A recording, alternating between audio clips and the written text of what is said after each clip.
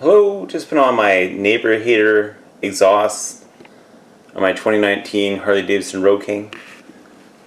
They go on really well and they're so simple. Just the 2 bolts there and one clamp up under here. And there's really nothing to it.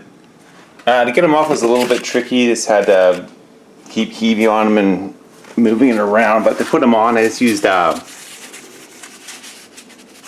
pool noodle and a mallet. It didn't bend anything or hurt anything. I was careful I didn't hit them on very hard, but just enough to nudge them on as they go.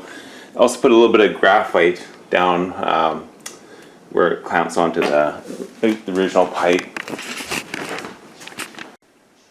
Yes, here's the neighbor hater lifetime warranty from Cobra. The paperwork.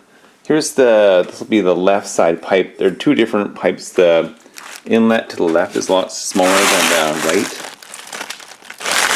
And here's the right side stock that I already have off. The stock pipe's really light. So a lot of the pipes I looked at, like the Vance & Hines, etc., were really heavy. Like they're a serious chunk of metal, which is good for quality and stuff, but it's just extra weight too.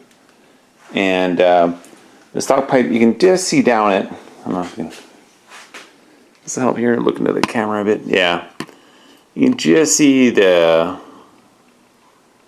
piece in the middle, that kind of, yeah, the baffle.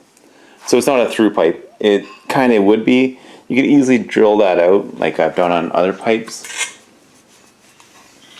There's the other end. So can you drill the stock pipes? Yes.